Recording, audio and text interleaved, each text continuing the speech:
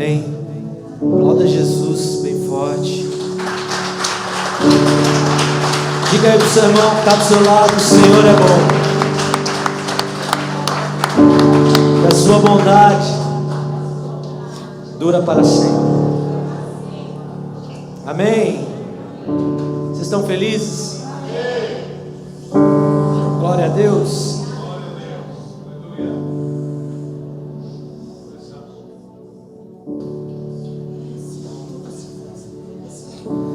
Glórias a ti, Jesus. Amém. Aleluia.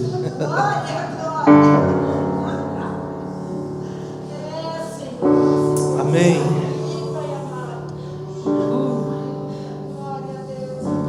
Irmãos, nós estamos nesses dias tratando sobre o livro de Neemias.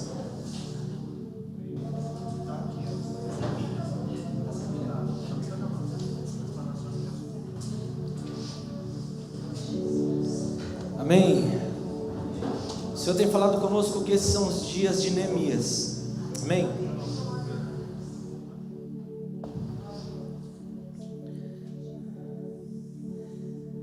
Eu queria que você abrisse a sua Bíblia aí em Neemias. Se a gente está falando de Neemias, a gente vai ler em Neemias.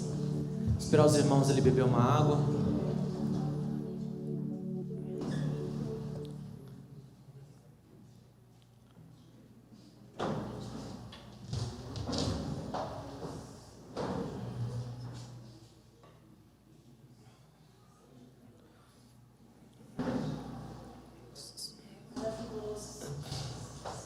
Neemias, capítulo 1.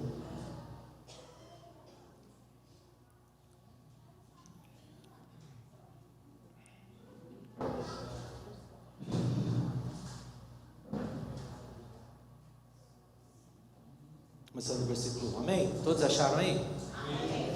Todo mundo já se sentou, tomou seu lugar aí? Pode sentar, fica à vontade.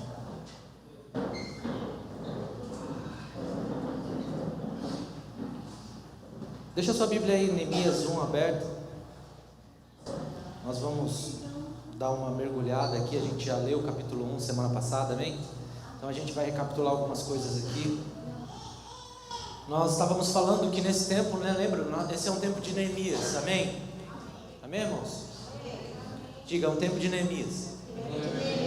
Tempo de levantar, de erguer os muros, restaurar os muros. E o que são esses muros? Esses muros são a intercessão, amém? Para quê? Para que acima da intercessão esteja colocados os atalaias. Quem eram os atalaias? Os atalaias eram os vigias, lembra? Aqueles que vêm mais longe, aqueles que nós chamamos de profetas, amém? Não há um profético saudável sem uma intercessão poderosa. Amém? E é por isso que Deus levanta Neemias. Diga, Neemias significa consolador. Amém? Então o nome de Neemias já fala sobre algo que ele vai fazer. E olha só, quando Jesus ele disse: olha, eu vou para o Pai, mas eu deixarei convosco o Consolador. O que ele falou? Ele falou: eu vou para o Pai, mas eu vou deixar com vocês o Paracleto. Lembra disso? Você sabe o que é Paracleto? Paracleto é esse intercessor, é esse consolador, amém? Mas o Paracleto, para os romanos, para a cultura grega, era um advogado. Era alguém que, se a sua família tivesse condições, presta atenção nisso, de pagar um Paracleto, cara, ninguém mexeria com você. Então você estaria consolado. E era o que Jesus estava falando: eu vou para o Pai, mas eu vou deixar com vocês o Consolador. Ou seja, não haverá tempos difíceis que vocês passem e que vocês se sintam sozinhos ou inseguros, Por quê? Porque o Paracleto estará com vocês, o Consolador estará com vocês, amém? E quando nós falamos de Neemias, de levantar esses muros, nós estamos falando que nós estamos construindo um lugar para que o governo do Espírito de Deus, do consolo, daquilo que vem como proteção para a nossa vida, possa estar nos guardando, amém? Isso não quer dizer que a gente não vai passar por guerra, isso não quer dizer que a gente não vai passar por luta, isso não vai dizer, vai dizer que agora é só vitória, só vitória, só vitória. Não é. Amém? Diga, eu já sou vitorioso. Em Cristo. Mas Jesus disse, no mundo tereis aflições. Amém?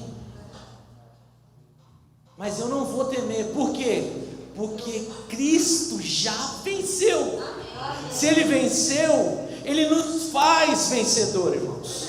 Então esses muros que nós estamos levantando hoje, e eu estava conversando com um amigo, vários pastores no mundo inteiro estão entendendo que esse é o tempo de Neemias, de levantar os muros. Por quê? Porque vem um exército poderoso aí de ideologias, de filosofias contra a igreja de Cristo, e a igreja de Cristo vai ter que estar alicerçada, segura, não na sua filosofia, não na força do seu poder, mas através do Espírito de Deus, através da intercessão. Amém?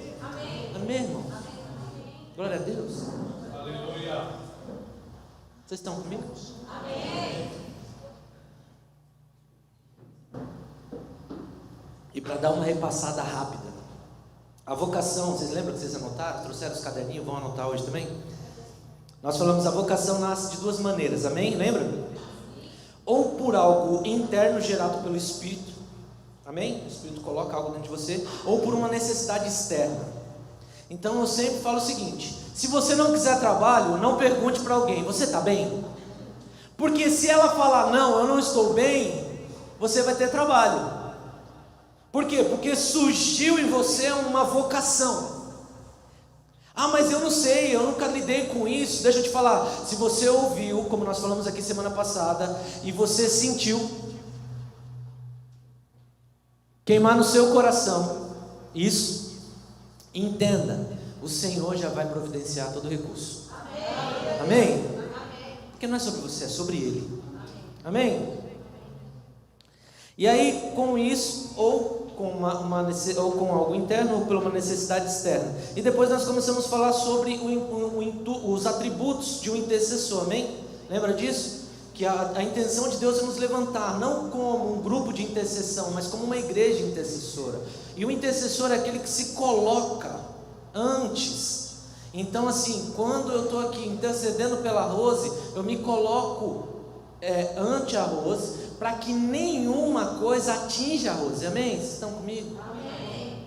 E muitas vezes nesse processo de intercessão a gente coloca, não, vou interceder por fulano, vou me levantar, vou pôr na brecha e tal, aí começa a tomar paulada, e aí não persevera, começa a sentir, mas estava tão boa a minha vida, e começou isso, começou aquilo, né? Aí é a bolsa que não está mais 100%, e a gente vai, né, naquele jeito, será que é para isso, será que não é? Não, o Senhor tem guardado. Amém? Você vai sentir a pressão, mas o Senhor é que te fortalece. Amém? Amém, igreja? Amém. Então, o primeiro atributo de intercessor é sentir a dor, lembra? O segundo é alguém que conhece a soberania de Deus, reconhece a soberania de Deus. O terceiro é alguém que se firma na fidelidade de Deus. Ele não se firma naquilo que ele pensa, nas circunstâncias. Ele se firma, Deus é fiel, então eu continuo. Eu sou o cocô do cavalo do bandido, mas Deus, Ele é fiel. Ele não mente, a sua palavra não mente. Amém? E quando nós começamos a andar, não por as circunstâncias, mas pela fidelidade de Deus, cara, tudo acontece. Amém? De bom ou de ruim. Eu estou na onde? No terceiro, né? Aí o quarto, a gente falou sobre o quarto? O quarto é o intercessor, é alguém que importuna Deus com as suas súplicas. Lembra? Que ele falava que ele orava de dia e de noite, noite e dia, dia e noite. Amém? Lembra disso? Então esse é o intercessor. Agora eu acho que a gente vai entrar em capítulo inédito, né? Vamos lá, vamos ler.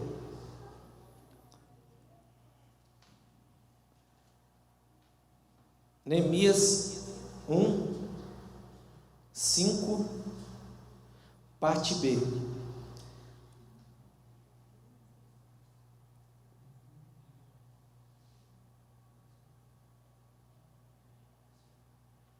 Não, peraí, isso aqui é do outro. Começando aqui do versículo 5, vamos ler aqui. Senhor, então disse: ó Senhor Deus dos céus, grande e temível, que guardas a tua aliança de amor leal para com os que te amam e obedecem aos teus mandamentos. Ouve a minha oração, olha do alto e vê que oro noite e dia por teu povo Israel. Aí a gente começa agora o que é o segundo atributo, o quinto atributo, na verdade, que é: confesso que temos pecado contra ti. Sim, minha própria família e eu temos pecado. Temos pecado terrivelmente contra ti. Não temos obedecido a teus mandamentos, decretos e estatutos que nos deste por meio do teu servo Moisés. Amém? Então o intercessor, ele é essa pessoa que ele consegue, através do Espírito de Deus, trazer um tempo de reconhecimento, uma consciência acerca dos seus pecados e o pecado do seu povo. Amém? Então, quando nós estamos em um lugar onde Deus coloca a sua vocação em nós, quando Deus nos chama e Deus se revela a nós, acontece como aconteceu em Isaías. Lembra? Isaías 6, eu vi lá no ano que morreu o rei Uzias, eu vi o Senhor assentado num alto sublime trono, E aí tal, e ele ouviu o Senhor, e ai de mim, porque os meus olhos o viram, e eu habito aonde eu tenho os lábios impuros, e habito em um povo de impuros lábios. Amém? Irmãos, deixa eu falar uma coisa: todo encontro com o Senhor nos torna intercessores. Nós não só olhamos para a nossa necessidade, nós contemplamos sim a nossa necessidade, a nossa condição, mas é quase que intrínseco no intercessor olhar para a dor do outro, olhar para a situação do outro e também se compadecer pela dor do seu povo. Amém? Então o Senhor está nos levantando nesse tempo não somente para que nós venhamos orar dia e noite, noite e dia, pela minha causa, pela minha situação, por aquilo que não aconteceu na minha vida ou que precisa acontecer. Não! O Senhor está nos levantando para nós clamarmos, confessarmos os nossos pecados, mas também apresentar os pecados da nossa nação, do povo diante de Deus, para que haja o que? Remissão de pecados. Amém? Para que nós venhamos ser alcançados por Deus, para que a graça de Deus nos alcance, para que o perdão de Deus nos alcance.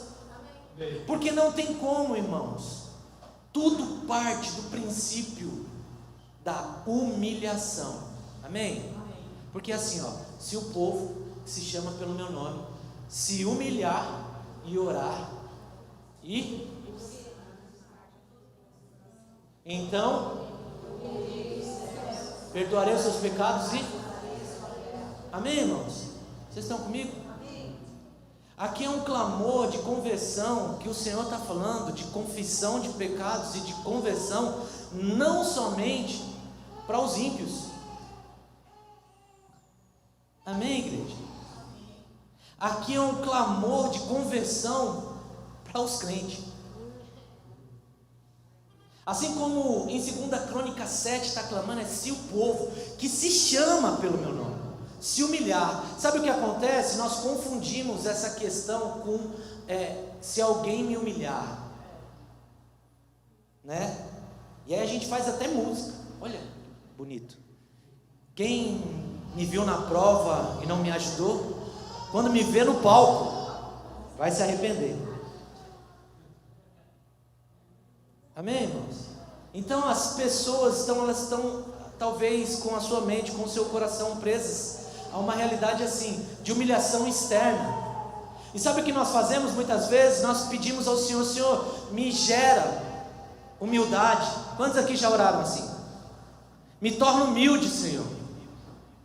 Essa é uma das orações mais perigosas que alguém pode fazer. Sabe por quê? Porque para te tornar humilde, Deus vai te humilhar. Deus não, as situações. Então as situações que antes você estava ali guardado, vão estar claras que você está sendo humilhado. Ou seja, às vezes, teu parente, alguém, né, olhava para você com meio desprezo, mas isso era só quando você não estava. E o que vai acontecer? Isso vai começar a acontecer quando você estiver olhando. Você vai falar: rapaz, eu acho que aquela pessoa ali está me menosprezando. Eu acho que aquela pessoa ali, ela está me humilhando. Você consegue me entender? Por quê? Porque o que o Senhor quer é que nós venhamos nos humilhar. Amém? E não que nós esperemos que as situações, ou eu falo assim, começo a olhar, igual agora o meme, né, que está em alta, e quando vai ser o dia dos exaltados? Porque eu estou cansado de ser humilhado.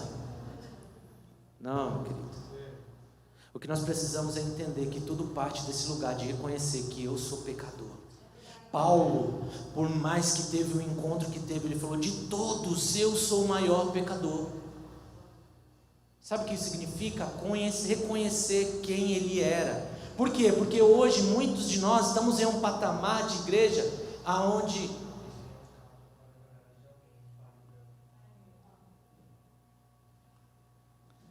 palho branco,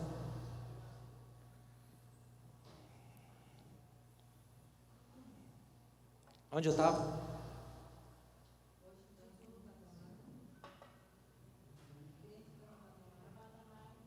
O crente está num patamar de assim, não, eu sou santo, escolhido pelo Senhor, né?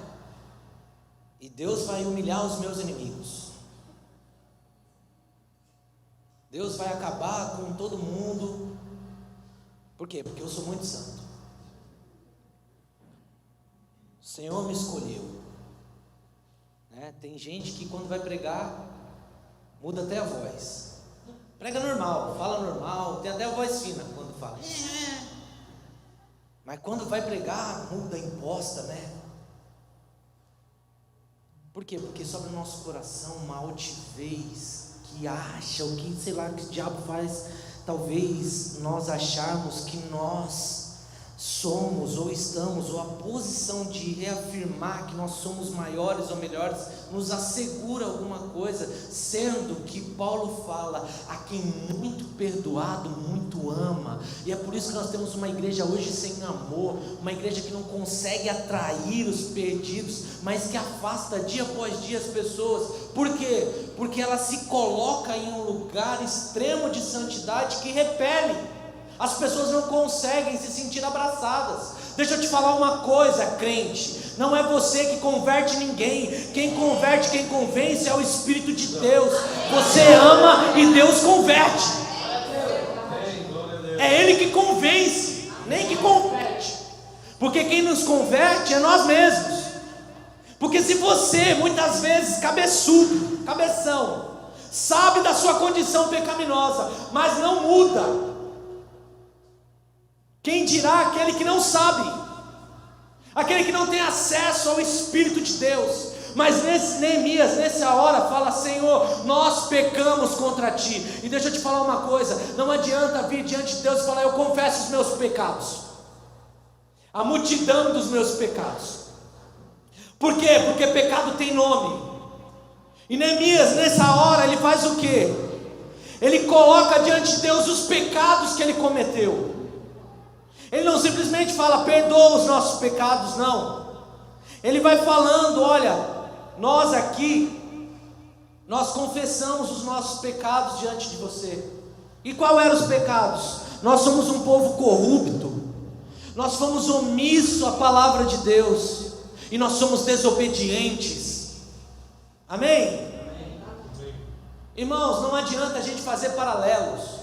Não adianta a gente olhar: eu estou vindo nos cultos, eu sou sempre fiel, venho no culto de terça, participo no discipulado, participo da oração, venho no domingo e estou ali. Mas no que se diz respeito à lei do Senhor, a maior lei do Senhor, amar a Deus sobre todas as coisas e o teu próximo como a ti mesmo, você negligencia. E amar é doar. Amém? Vocês estão comigo? Amém. Amar não é sentimento, irmãos.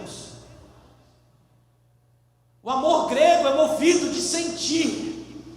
Mas o amor verdadeiro, o ahavá, o amor de Deus, ele é movido pela obediência, pela entrega. Porque Deus me amou, eu amo. Eu não espero sentir, eu não espero ter para entregar, porque Deus entregou o seu Filho por amor a mim. Não há prova maior de amor do que essa, amém? Deus morreu por você. Como assim Deus morreu por mim? Jesus não era a expressão exata de Deus? Deus é aquele que não exigiu o sacrifício, porque Ele falou: melhor obedecer do que sacrificar. Vocês acham que se eu quero sacrifício, se eu quisesse sacrifício eu tinha pedido?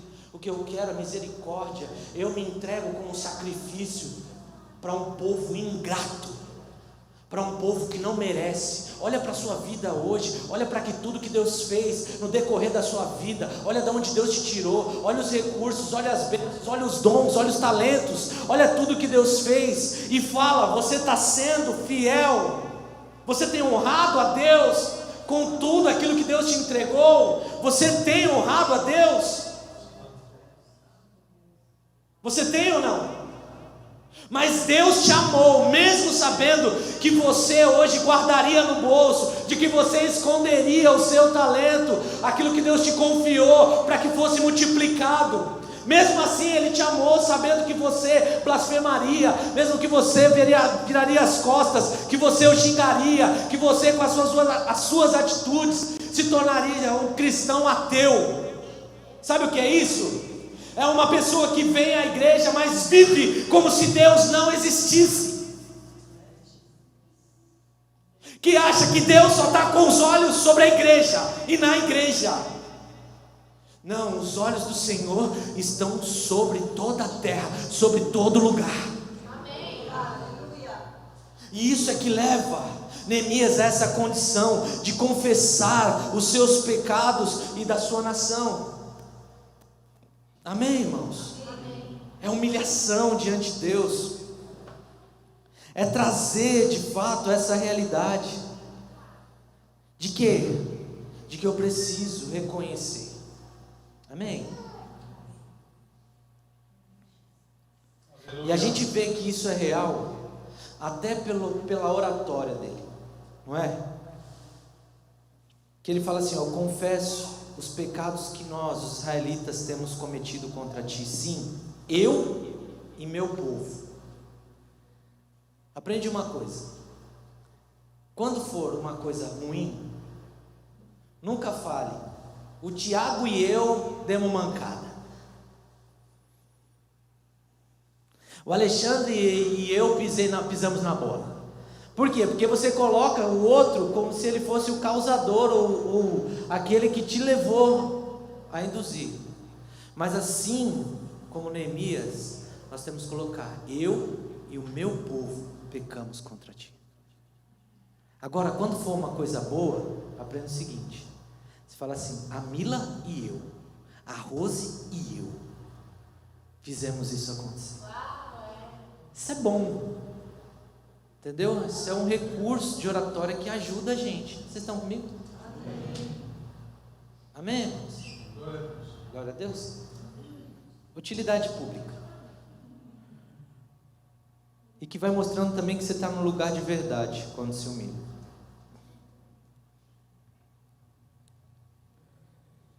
Sexto, diga: o intercessor é alguém que apoia as orações nas promessas de Deus. Abre aí Neemias 1:8. Diz assim: lembra-te agora do que disseste a Moisés teu servo. Amém? Se vocês forem infiéis, eu os espalharei entre as nações. Até aqui, pateado. Esse lembrar não quer dizer que Deus tem um problema de memória. Amém? Então, assim, eu estou aqui, como eu sei que o Senhor é meio esquecido, queria que o Senhor lembrasse disso. Amém? Que amém que, irmão? Tá doido?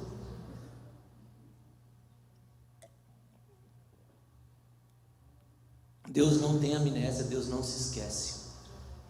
Mas Deus é um Deus que se move pelas suas promessas. Amém? E o que Neemias está falando aqui é lembrar Deus. Lembra-te. Na verdade, essa palavra lembra-te não está simplesmente trazendo assim, ó, se eu preciso lembrar disso, não. Está trazendo a consciência a Ele mesmo de que existe uma promessa, e o que Ele está fazendo é declarando essa promessa, e nós como cristãos precisamos entender que existem promessas na Bíblia, que nós precisamos declarar sobre as nossas vidas, amém?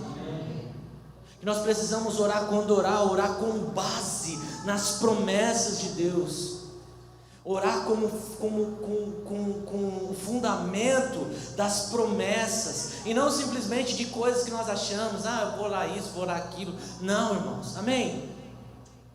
Vocês estão comigo aqui ou não? Amém. É que estava um pouco, assim, vocês comeram hoje, aí veio essa pauleira toda aí, vocês pularam, aí depois dá um soninho, eu sei. Aí vem um pastor ainda que, olha, e quando ele está falando isso, ele está trazendo de fato essa realidade das promessas de Deus, para que aquilo que Deus prometeu se cumpra, amém? Amém. Coloca aí, orar vitoriosamente é orar agarrado às promessas de Deus. Temos que ter como base a promessa. O que Deus promete, Ele cumpre. Amém? Então nós precisamos entender isso, irmãos. Porque às vezes você está orando coisas, você está ali, sabe, falando, declarando e tal, coisas que Deus não prometeu que faria. E é por isso que nós precisamos nos aprofundar teologicamente, não para sermos teólogos, mas para que a palavra de Deus se torne viva e nós venhamos conhecer aquilo que Deus tem falado sobre nós. Para que assim como quando Jeremias se levantou e o povo ficou lá falando assim, não, a gente não vai para o cativeiro babilônico, não, nós não vamos ser presos, não, nós não vamos lá para o fundo, não, o Senhor vai nos dar, os profetas estão falando que nós vamos guerrear e nós vamos vencer, né? E Jeremias, não, olha, vocês vão lá, vocês vão descer, vocês vão ficar presos. Não vamos. Vai sim. E o Senhor declara, eu é que sei os pensamentos que tenho sobre vós. E olha só, profecia de ir para onde? Para o cativeiro, amém? Para ser preso. Mas ele diz, eu é que sei os pensamentos que tenho sobre vós, pensamentos de paz e não de mal, para dar o fim que vocês desejam. Ou seja, eu vou levar vocês para o cativeiro, vocês vão passar um tempo presos, mas depois eu vou libertar vocês e vou trazer paz, assim como vocês desejam. Amém? Amém, igreja? E é justamente isso que nós precisamos ter como base, aquilo que o Senhor tem falado para nós e sobre nós. Mas nós muitas vezes, somos a religião talvez mais relapsa com o que diz respeito às escrituras que nos guiam. Eu recebi uma vez um Alcorão de um muçulmano e ele falou assim, eu vou te dar esse Alcorão, mas eu quero algo, não deixe esse Alcorão num lugar onde tenha pó, num lugar sujo. Eu falei, sério isso? Ele falou, sério, porque se eu ver eu te decapito. Não, mentira, não falei assim. Brincadeira. Mas lá no fundo, né, talvez, decapitar não, mas talvez cortar um dedo assim sem querer. Por quê? Porque é o cuidado com aquilo que rege a religião, que norteia eles, amém? A escritura que os norteia. Mas nós não conhecemos. Se nós fizéssemos agora aqui um desafio, corre aqui e fala uma promessa, sem repetir a do próximo, a do antecessor, na verdade. Quando chegar lá atrás, será que a gente vai ter alguma promessa clara na nossa mente? Ou não? Sétimo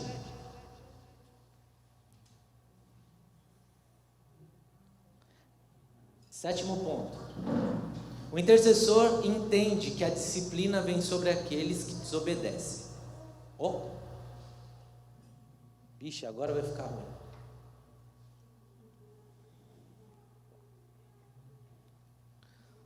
Lembra do que a gente leu? Neemias 1:8, lembra-te agora do que disseste, teu servo, se vocês forem infiéis, eu os espalharei entre as nações. Não é isso? Isso aqui quer dizer o quê? Que Deus os disciplinaria, amém? Só que assim, irmãos, sabe o que acontece? A nossa geração mimizenta, né, não consegue entender o que é disciplina e o que é castigo. Aí quando Deus disciplina, você fala, você está me castigando.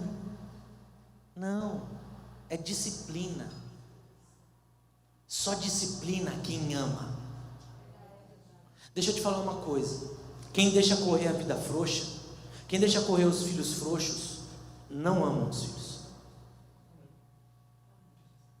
Sabe por quê? Porque é o seguinte, o seu filho vai crescer, e quando chegar numa maturidade, numa altura da vida, tudo aquilo que você poderia ter feito disciplinando seu filho vai se virar contra você, e você vai olhar e você vai sofrer o dobro do que você sofreria se você tivesse disciplinado. E hoje nós estamos vendo justamente o que? Que a psicologia moderna está colocando de fato um negócio, uma redoma em redor das crianças, que até mesmo você não pode falar com as crianças mais ríspido. Por quê? Porque isso já é agressão. Estão comigo? Mas assim, tem seres humanos, tem homens e mulheres que só conhecem a linguagem da vara. Eu era. Meu pai era um cara severo, cara. Tinha uma cinta de couro lá que... E ele batia assim, ó. Ele não batia tipo, sabe? Você estava ali e ele correndo atrás de você, batendo igual eu vejo as mães hoje. A mãe tacando chinelo. Deixa o filho correr, depois taca o chinelo. Não, sabe o que meu pai fazia? Meu pai pegava... Eu tinha cabelo nessa época, por isso que arrancou isso aqui, ó. Ele pegava e ele falava assim... que você tá... Na verdade ele nem falava, ele só olhava. Aí a visita ou a pessoa que estava em casa ia embora, aí ele ia. Quando eu estava passando, ele me pegava pelo cabelo assim, ó, e me colocava aqui, ó, no meio da perna, com a cabeça presa aqui, ó, no meio da perna assim. E aí, cara, não tinha como, você estava preso no meio da perna, era chicotado, eu tentava colocar aqui, ó, a mão, mas não tinha como, ó, plau, plau. Aí depois falava ainda assim, ó, vai lá, põe aquela cadeira, em casa tinha uma cadeira, lembra? Não sei se vocês lembram, umas cadeiras de madeira antigamente, que o pé era de caibro, vocês lembram? Que era uma madeirona assim, ó, e ele colocava, falava, vai lá, coloca aquela cadeira na cabeça. Aí eu ia lá, ficava de joelho, com a cadeira na cabeça assim, aí eu ficava, aí depois eu peguei um macete, vou confessar aqui, pecado, que era o que? A cadeira, como eu era pequena, a cadeira tinha um encosto grande. Aí eu ia abaixando assim, ó, e o encosto encostava no chão. Aí eu ficava de boa assim. Aí quando ele vinha, eu levantava. Mas era só linguagem.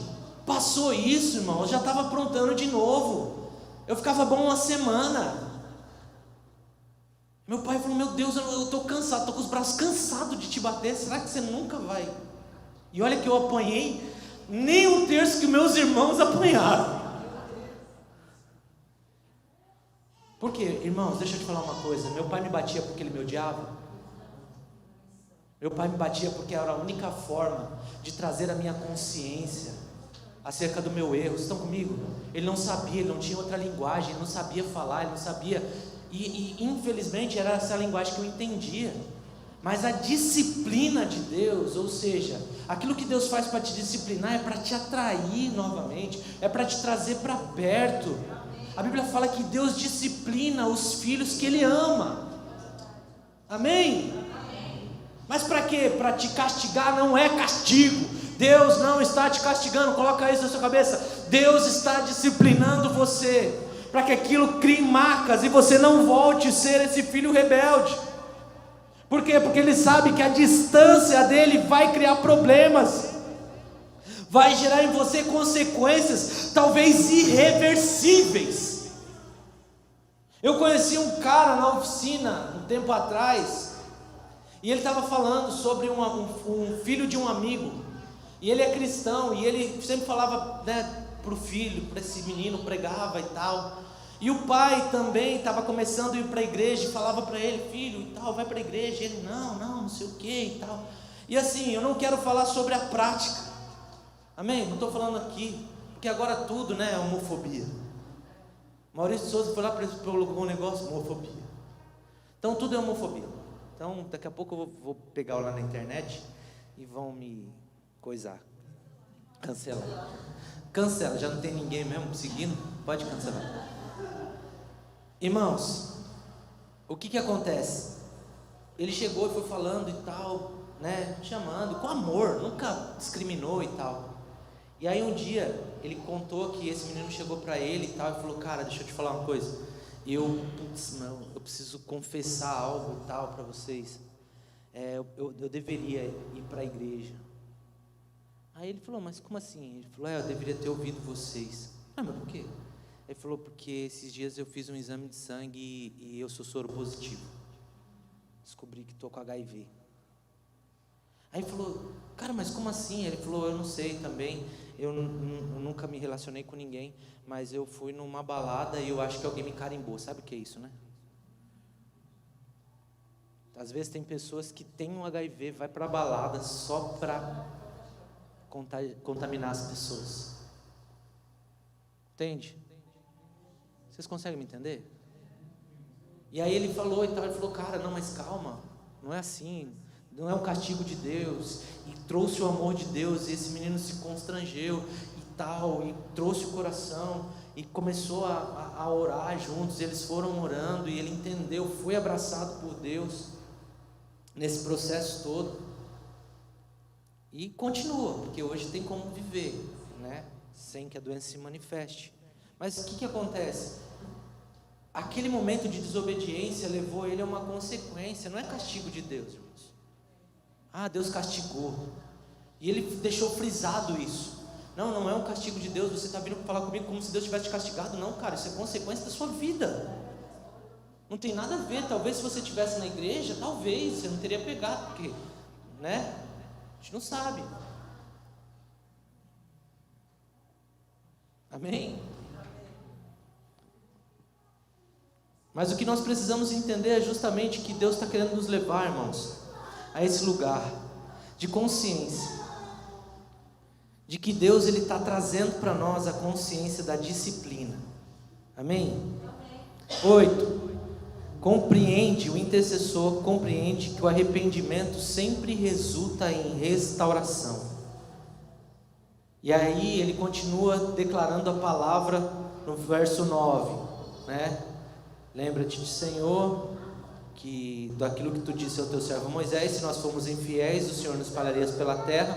Mas se nós voltássemos, se voltarem para mim e obedecerem aos meus mandamentos e os puserem em prática, mesmo que vocês estejam espalhados pelos lugares mais distantes debaixo do céu, de lá eu os reunirei e trarei para o lugar que escolhi para estabelecer o meu nome. Amém, irmãos?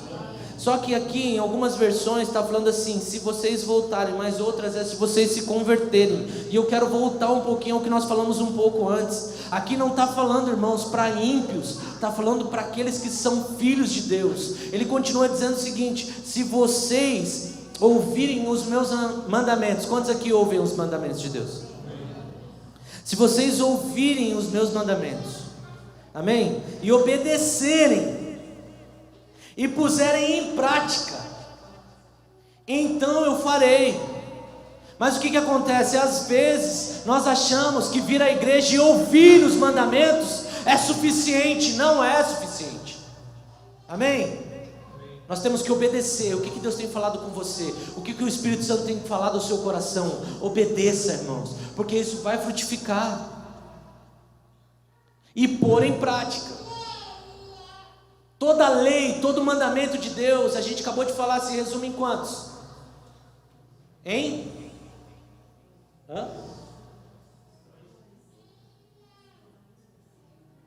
2. Amar a Deus sobre todas as coisas, e o próximo?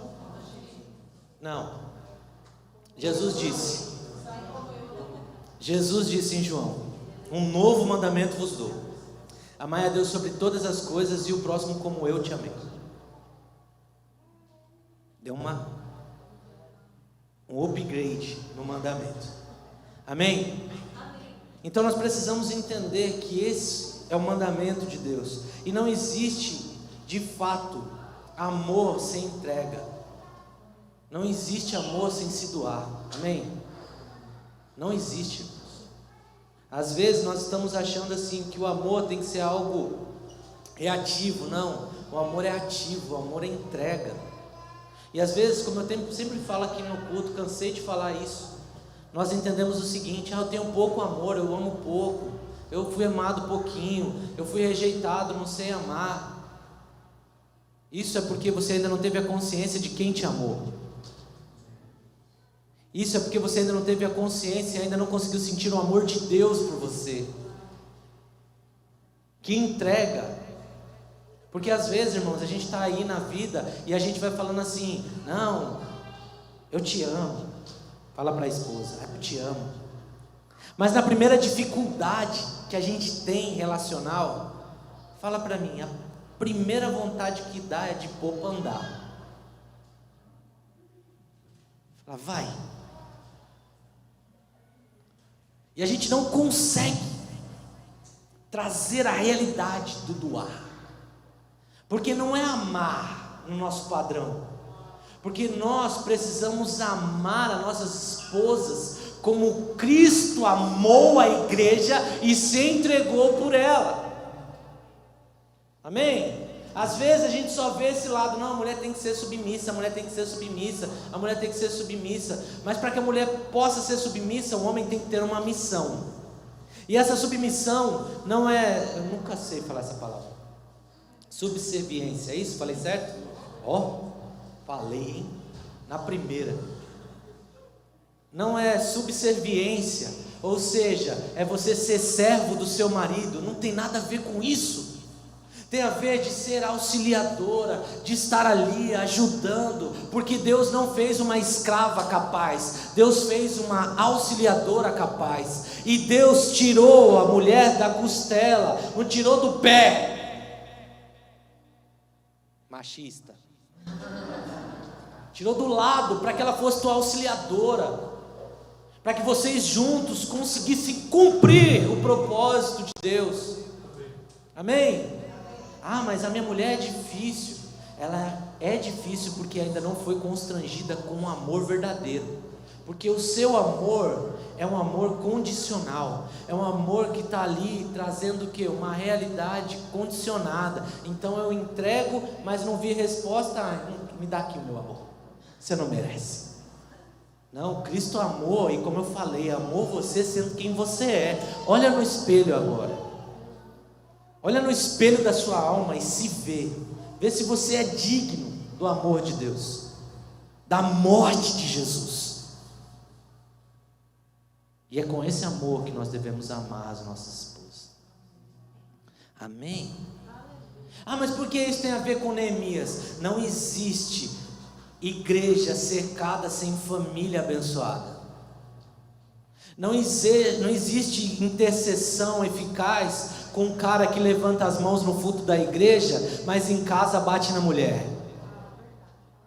Não existe intercessão de alguém que está aqui com uma postura, com a Bíblia, que parece até um desodorante. Tem Bíblia que é marcada, mas não é porque o cara lê, é porque só vive embaixo do braço dele, todo o tempo. Para onde ele vai com aquela Bíblia embaixo do braço. Mas aquela Bíblia talvez nunca foi aberta, e quando é aberta é para ter uma pregação, não é para deixar com que a palavra o leia e o transforme à imagem de Cristo. Nós precisamos constranger os que estão à nossa volta, não por medo, não trazendo Deus vai te castigar, Deus vai te levar para o inferno, se você não obedecer vai acontecer isso, vai acontecer aquilo outro. Não, que as pessoas se constranjam por nós sermos uma fonte de amor inesgotável, que não vê, que não mede. Igual esses dias o cara falou: não, você não cansa de ser bobo não? Porque às vezes a gente vai, e aí principalmente o Ed, que é meu funcionário, o Bidu está lá. Caramba, de novo você está fazendo, ajudando esse cara já deu mancada, 1, 2, você vai fazer de novo? Você não cansa não de ser bobo, cara? Eu falei: cara, isso não tem nada a ver. com ele, tem a ver comigo, tem a ver com aquilo que Deus fez na minha vida. Se Deus me abençoa, eu abençoo, porque abençoando eu vou ser abençoado. Eu sei que Deus é uma fonte inesgotável de amor. Então é sobre isso, não é sobre o pouco que você não teve ou teve, é sobre a fonte que Deus é, que despeja sobre você tudo que você precisa. Amém? Então não adianta nós falarmos aqui, mulheres que muitas vezes estão lá orando, levantando as suas mãos santas, mas em casa é o capeta. Capeta santo, santo capeta. Entendeu? Porque, cara, ela inferniza a vida do marido, dos filhos. E o que nós precisamos? Entendermos que Deus quer nos levar para um lugar de cura. Deus quer nos fazer famílias sadias. Mas nós temos que estar expostos a todo o processo de Deus. O pastor me julgou, o pastor apontou. Irmãos, eu julgaria você se eu apontasse e virasse as costas para você. Se eu só falasse sobre o seu erro, mas a nossa casa está aberta para servir, para te ajudar. E às vezes as pessoas falam assim: o pastor não me liga, o pastor não manda mensagem, o pastor não vem aqui e tal. Vai lá na minha casa, cara. Pastor, estou indo aí, preciso de um tempo com você, preciso conversar, preciso sentar. Aí às vezes um sábado à noite, igual já aconteceu, eu e a nega, sábado à noite, nós lá, falou: hoje as crianças estão lá, né, na casa da mãe, tal, vamos ficar aqui, vamos comer um negócio, vamos conversar um pouco, vamos assistir um filme, né, vamos dar uma namorada. Aí os irmãos chamam. Irmãos, se a gente vê que é sério, nós vamos. Mas se a gente vê que dá para passar para amanhã, a gente vai deixar para amanhã. Amém? É pecado, irmãos? É pecado? Amém? Por quê? Se for urgente, é urgente. O Espírito Santo já queima o nosso coração. Aí depois o irmão já fala assim: nem foi, liguei, falei, não me atendeu, deixou. Irmão, aí se você quiser levar para esse lado, o problema é teu, mas nós estamos aqui. Sempre que você precisar, nós vamos te ajudar e nós vamos te servir. E é por isso que nós estamos aqui nesse contexto, trazendo o que? A realidade de não somente viver uma vida baseada em ouvir as promessas, em ouvir a palavra, em ouvir os mandamentos, mas de obedecer e praticar. De colocar em prática isso. Aí sim nós vamos conseguir levantar o muro. Aí sim nós vamos estar conseguindo estabelecer aquilo que Neemias estava estabelecendo no princípio. Ou seja, uma igreja que tem um foco, uma cidade que tem um foco de ser intercessora. Amém? E como eu disse, ele compreende que o arrependimento sempre resulta em restauração. Irmãos, deixa eu te falar uma coisa: quando o Espírito Santo vier sobre você, não se demore a arrepender. Amém? Porque Deus rejeita o soberbo, o orgulhoso. Está comigo? E às vezes vai vir um negócio no seu coração. Sabe quem já sentiu isso? Às vezes você está numa briga, mas você olha, na sua ótica, você está certa na briga, ou você está certo na briga. Mas o Espírito Santo vem e fala assim: vai lá e pede perdão. Não. Quem pecou foi ela. E o Espírito Santo vai lá, filho, se humilha.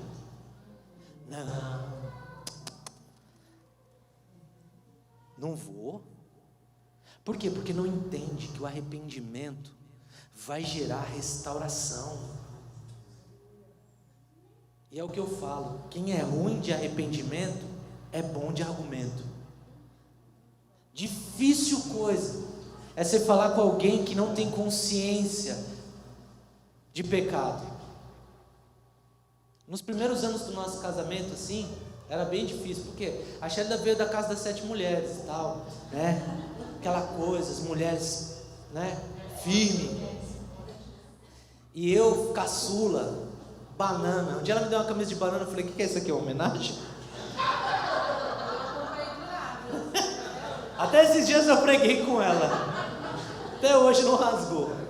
Essa marca está perdurando. E aí a gente nas discussões, cara, eu desistia. eu tinha certeza que eu estava certo, certeza absoluta. E aí o pai e tal, e falava e tal, e ela toma e argumentava, pau. E aí eu e ela tá. Chegava uma hora que eu falei, não, desculpa, me perdoa, fui eu que pequei, eu sou um bosta, me perdoa. Porque ela fazia eu acreditar que eu que estava errado. E você confrontar alguém que é ruim de arrependimento é assim, irmãos. Por quê? Porque ela acha que se ela se humilhar, acabou a vida dela. De que ela vai, agora já era, ele vai pisar em cima de mim, ele vai tal, e vai acabar todo esse meu reinado, esse império aqui, de macheza, de Maria Bonita, vai acabar. Não. Vai virar cá. Vou tirar a marca da família. Ai, meu Deus. E é justamente, irmãos, essa consciência que nós precisamos ter, que o quê? Que o arrependimento vai levar-nos a um lugar de restauração. Amém. Vai nos levar a esse lugar onde Deus vai começar a ter prazer em estar conosco. A gente cantou muitas vezes de forma errada, restitui, eu quero de volta o que é meu. Não, a gente não tem nada. Amém? Mas quando Deus, Ele vem sobre nós, Ele tem prazer em nos abençoar. Mas não é simplesmente em ficar te dando bênção, porque você frequenta culto, porque você dá dízimo, porque você faz aquilo outro, não. Deus, Ele sempre vai te munir de recursos para um propósito específico. Amém, irmãos? Se é amor que você precisa, se você não se sente amado, se você tem falta de amor, comece a colocar no seu coração dizendo, eu vou amar, eu vou me despejar em amor, eu vou começar a amar aqueles que não merecem, e você vai começar a ver quanto Deus vai trazer sobre você amor, porque todo recurso está nele, tudo aquilo que você precisa vem dele. E nós precisamos entender isso, irmãos, que é um tempo onde Deus Ele quer trazer sobre nós restauração. Restauração do quê? Restauração daquilo que foi perdido no Éden, do favor de Deus, do ambiente de glória que nos cerca, que nos protege, que nos abençoa, amém? Que nos fortalece. É isso. Aonde Deus está, aí a liberdade. Aonde o trono de Deus estabelecido, a cura, a restauração, a libertação, amém? E nós precisamos entender isso, que Deus requer de nós isso, que Deus está nos chamando para esse lugar. Que lugar? Um lugar de humilhação, de arrependimento, que quando o Espírito fala, nós logo obedecemos, e nos convertemos, e nos humilhamos, e não ficamos reticentes, resistentes à palavra de Deus, ao grito de Deus, dizendo, cara, volta para mim, se arrepende, volta. E cada vez o peão indo mais longe. Por quê? Por causa do orgulho. Amém? Ou não amém? Amém. Nono. Amor, antes do nome, o 8 aqui, O 8. só o título. O intercessor compreende que o arrependimento sempre resulta em restauração. Nono.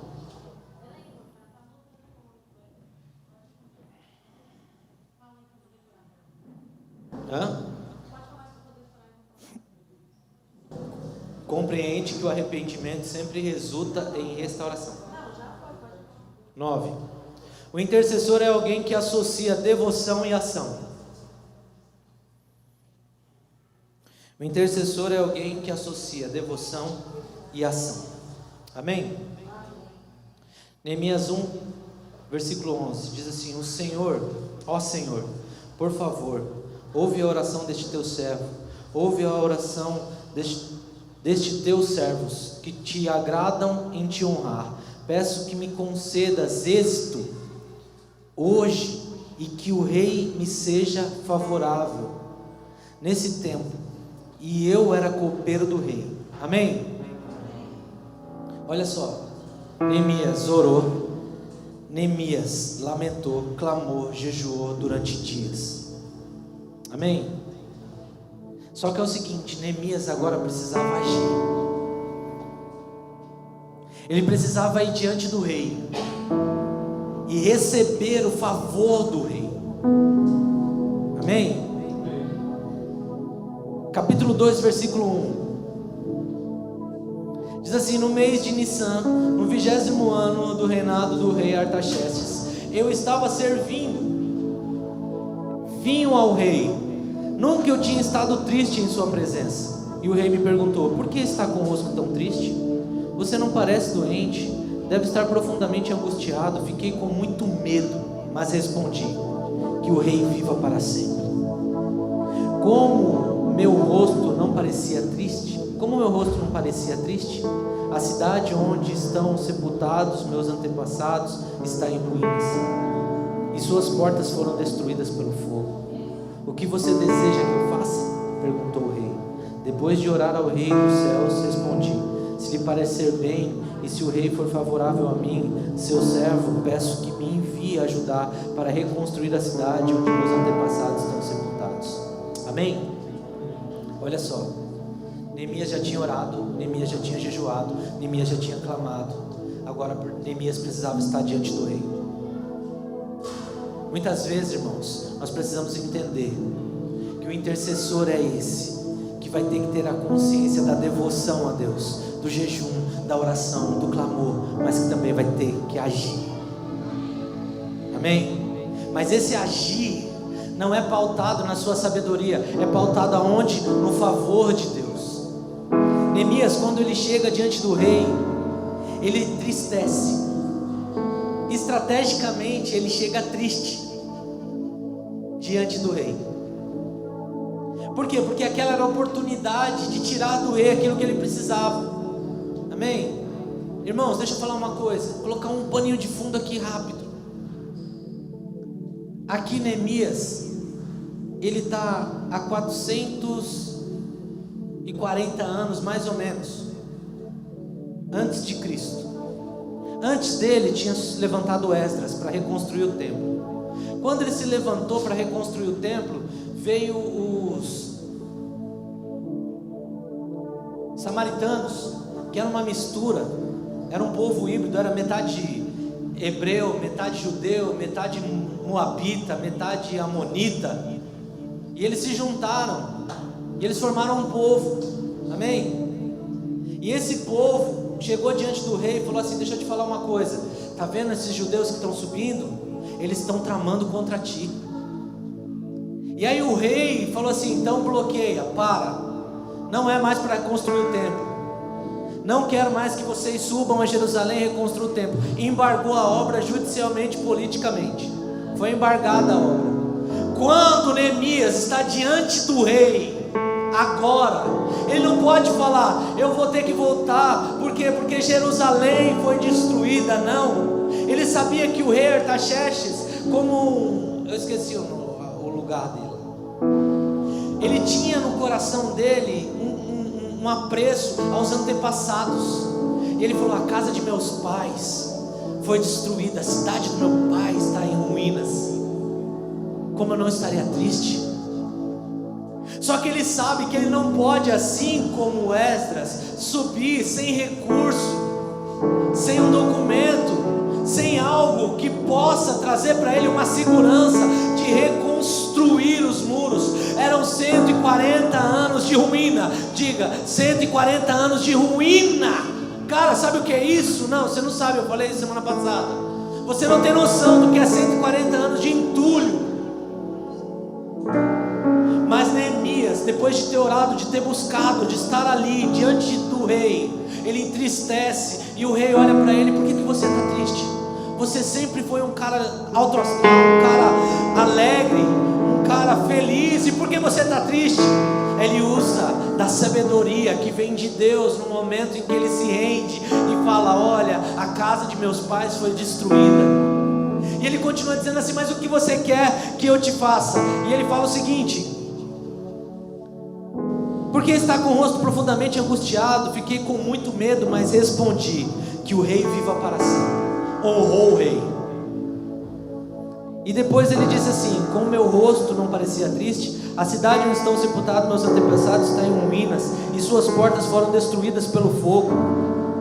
E o rei pergunta: o que deseja que eu faça? E depois de orar ao Deus dos céus, respondi. Irmãos, olha só que chave. Ele estava diante do rei, e o rei pergunta: o que queres que eu te faça? E ele, depois de orar, respondeu. Só que a gente acha que ele saiu da presença do rei, foi lá e orou, e depois falou: peraí, só um minutinho aqui, eu vou no banheiro rapidinho. Ai, Senhor, o que o Senhor precisa? Não, foi na frente do rei. Deixa eu te falar, deixa eu te ensinar um segredo. Abre aí Malaquias 3,16. Malaquias 3,16 diz assim, ó: então aqueles que temiam o Senhor falavam uns com os outros, e o Senhor ouviu o que disseram, e na presença dele foi escrito um livro memorial para registrar o nome dos que temiam e sempre honraram o seu nome. Vocês estão comigo? Olha o que essa palavra diz, irmãos. Então aqueles que temiam o Senhor falaram uns com os outros, e o Senhor os ouviu. Amém? Sabe o que essa palavra está dizendo? Essa palavra está dizendo o seguinte, voltando aqui para Neemias. Quando Neemias disse, e Neemias orou, Neemias chamou Deus para aquele ambiente. Dentro do seu coração era rápido, ele não podia, sabe aquela coisa, aquela oportunidade que você não pode perder? Sabe aquela entrevista de emprego que a hora apareceu e você fica assustado sem saber? Sabe qual é o segredo? Traz Deus, chama Deus no seu coração e fala: Deus, vem comigo aqui, eu preciso ter essa conversa, mas eu não vou poder falar aqui, levantar minha voz e orar ao Senhor, mas o Senhor está nesse ambiente. Amém? E naquele momento, como a gente viu ali em Malaquias 3,16, o Senhor ouviu enquanto eles conversavam, mas eles não estavam batendo papo. Primeiro havia temor, e eles falavam de Deus diante de Deus. E naquele momento ele começou a falar: olha, Deus está nessa parada aqui, Senhor, vem comigo nessa conversa. E eu tenho certeza que naquele momento Deus estava ali, e ele disse: se parecer bem, e se o rei for favorável a mim, seu servo, peço que me envie ajudar para reconstruir a cidade onde meus antepassados estão sepultados. Amém? Ali Deus já entrou na parada. Aí ele pode até falar que foi para ajudar. Vocês estão comigo? Ele não podia sair daquele lugar, subia a Jerusalém sem nada. E ele pede: eu preciso de carta, eu preciso de um aval político, eu preciso de que o Senhor me deixe respaldado para subir a Jerusalém e reconstruir. Irmãos, essa reconstrução que estava de 140 anos demorou 52 dias. Amém? 52 dias eles levantaram o muro e restauraram as portas. Por quê? Porque alguém um dia se colocou para interceder, para clamar e para agir. Enquanto nós estivermos só aí, eu estou orando, e muitas vezes mentirosa, de forma mentirosa, falando isso, porque nem orar não ora.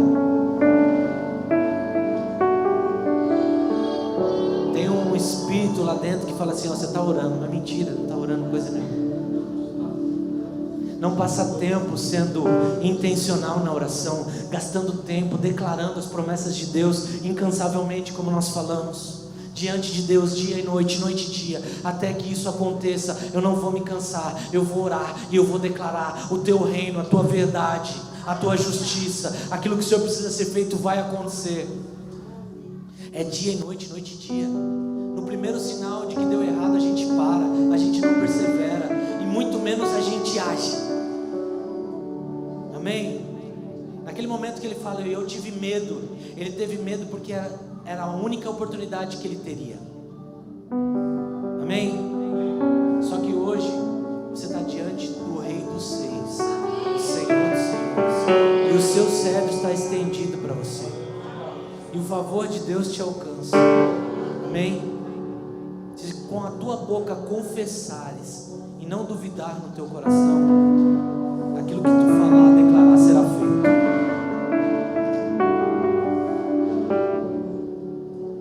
Amém? Se põe de pé.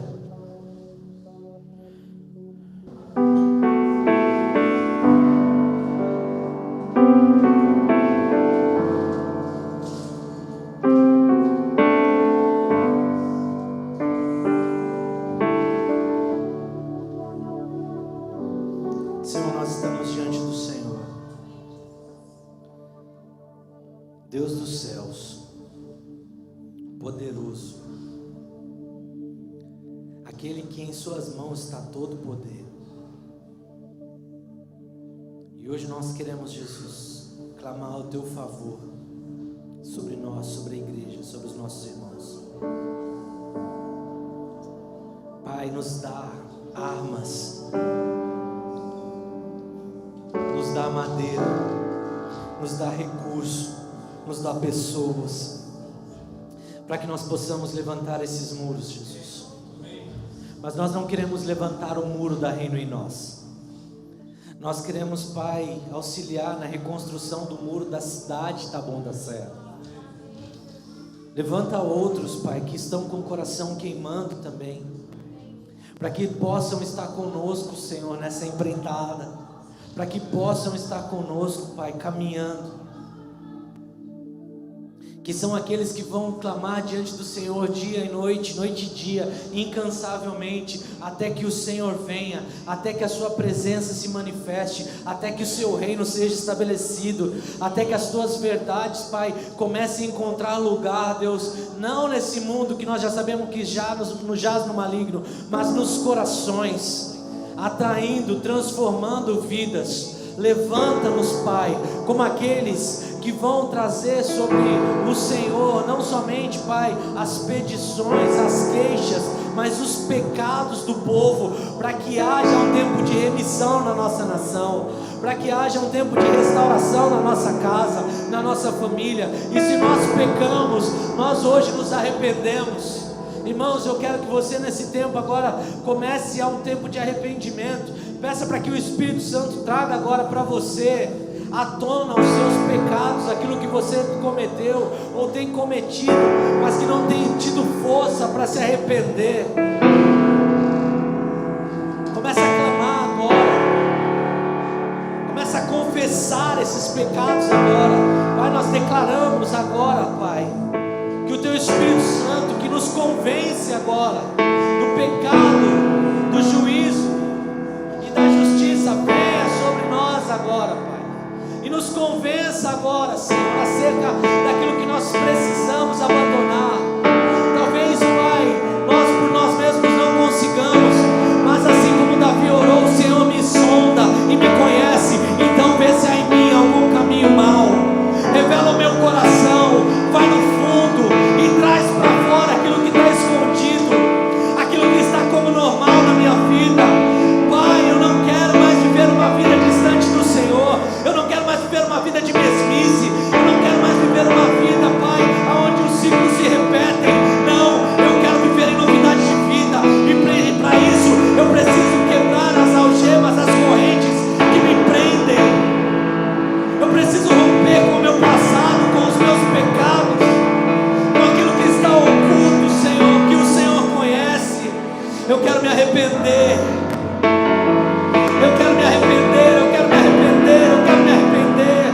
Vem sobre nós, Espírito Santo, quebranta o nosso coração hoje. Nos dá força para se arrepender, nos dá força para nos humilhar diante do Senhor. Porque eu sei, Pai, que no momento em que nós nos humilharmos diante do Senhor, o Senhor nos exaltará. E eu sei que esse exaltará não tem a ver, Pai, com nos colocar nos lugares de destaque. Tem a ver, Pai, de trazer a imagem do Filho, a glória do Filho sobre nós, a verdade, a vida do Filho, porque Cristo em nós é a esperança da glória. Cristo em nós é a esperança da glória. Cristo em nós é a esperança da glória. O que nós precisamos é de Jesus. Mas enquanto nosso coração e a nossa vida está sendo ocupadas por pecados, por mágoas, por traumas, por coisas, Pai, que nós estamos estimando e temos dificuldade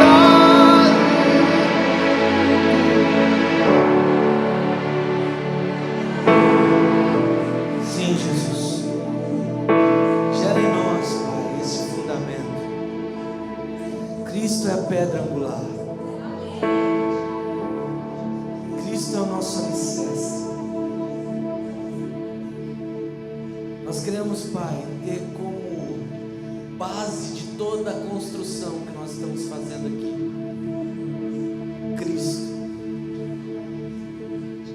Que o Senhor, Pai, seja o alicerce de tudo.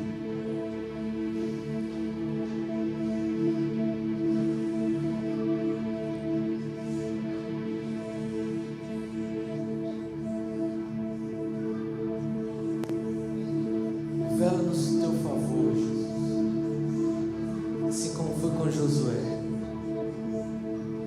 pela intercessão de Moisés, assim como foi com Neemias na reconstrução dos muros. Nós precisamos do teu favor, ó Deus. Ensina-nos a te buscar. Ensina-nos a nos humilhar. Ensina-nos a te amar, Deus.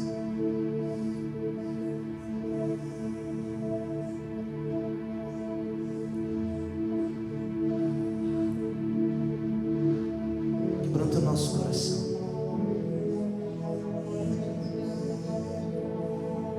Sei que o Senhor tem coisas grandes para fazer aqui, Deus. Mas nós precisamos estar preparados para não roubar a glória que é tua. Nós vamos precisar estar preparados para sermos de não tomar do Senhor o governo de todas as coisas. E para isso nós vamos precisar de um coração humilde, de um coração quebrantado, de um espírito contrito, de uma consciência de dependência. Leva-nos a ser como criança, Jesus. Leva-nos a ser como criança, Jesus. De amar o Senhor por aquilo que tu és. De voltar à inocência, Jesus, e acreditar em ti, Senhor. Leva-nos, Jesus.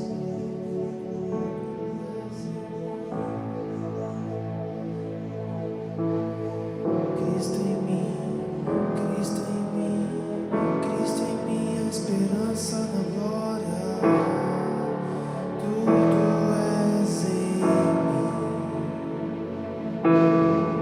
Cristo em mim, Cristo em mim, Cristo em mim, a esperança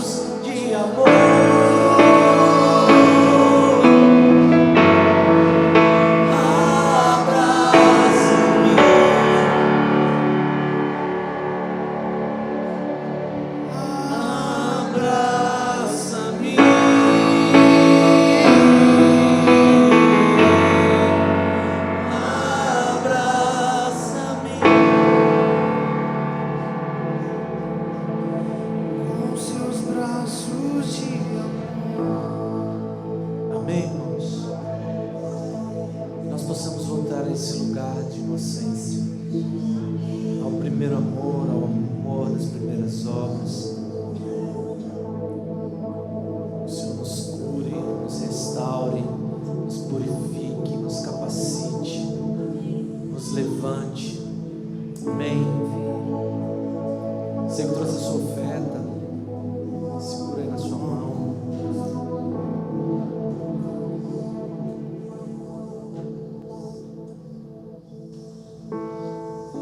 Filho amado,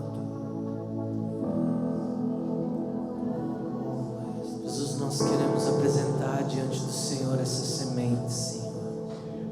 Pedir a tua bênção sobre elas, multiplicação delas,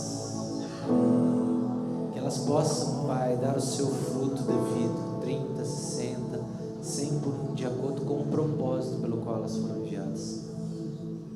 Que nosso coração esteja guardado no Senhor, crendo que o Senhor é o nosso sustento, o Senhor é a nossa fonte, o Senhor, Pai, é a nossa prosperidade. É a bênção do Senhor que enriquece, não acrescenta dores. E que nós possamos estar respaldados, guardados, tranquilos, dando comando à nossa alma. Aquieta-te, ó alma, porque nós ainda o louvaremos. Que hoje, Pai, o Senhor encontre e abra portas àqueles que precisam. Talvez tenha irmãos aqui que se sentem constrangidos em não ter, mas nós declaramos, Pai, que a provisão chegará até a casa dele. Usa-nos para supri-los, para abençoá-los também, Pai. Em nome de Jesus. Em nome de Jesus. Amém. Traga aqui a sua oferta. Você que vai ofertar, dizimar pelo cartão, a Juliana está lá.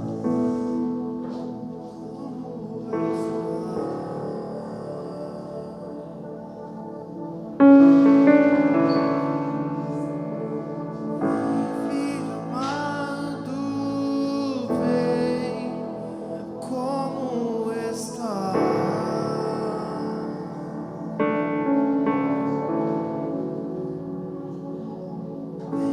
Filho amado, vem como está.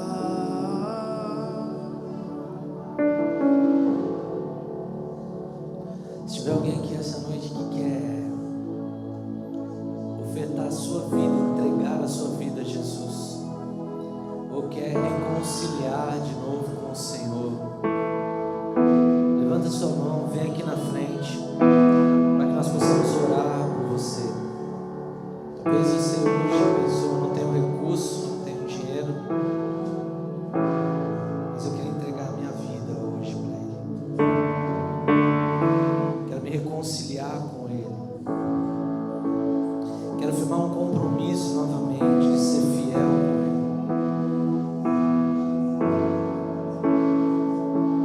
Espírito Santo, toca os corações.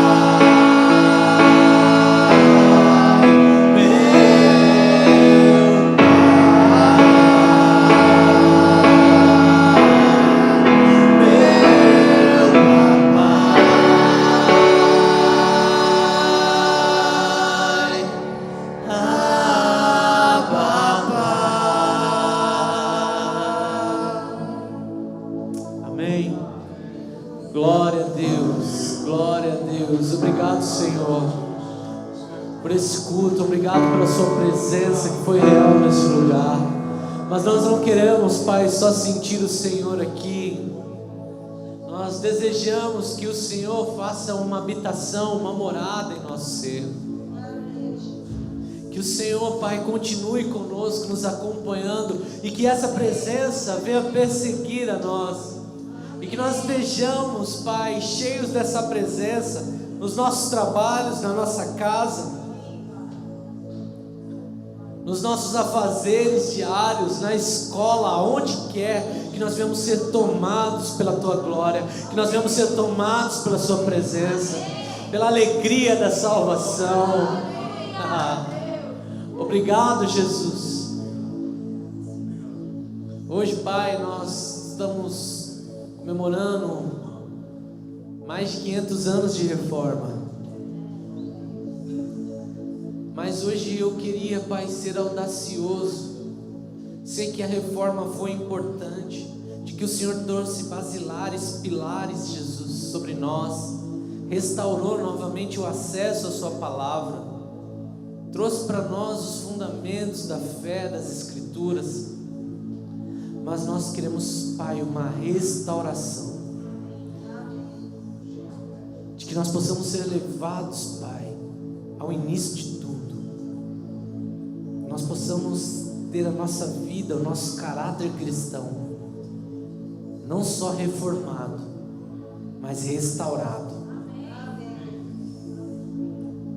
Que aquilo que é Teu, Jesus, que se perdeu, possa vir novamente sobre nós. Nós não queremos dar uma nova cara. Nós queremos olhar, Jesus, para os marcos antigos, para as veredas antigas, e caminhar trilhando, Senhor, o caminho que o Senhor inaugurou. Obrigado, Jesus, obrigado. Leva-nos em paz, Jesus. Nos dê uma boa semana. Acampa os Teus anjos. Abençoa o nosso lar, a nossa casa. Seja uma semana incrível de encontro com a Sua presença, Senhor. É isso que nós declaramos. E que o amor de Deus, o nosso Pai, que a graça de Jesus Cristo, Filho, e a sublime e doce comunhão do Espírito Santo estejam com todos nós hoje e sempre. Amém, amém.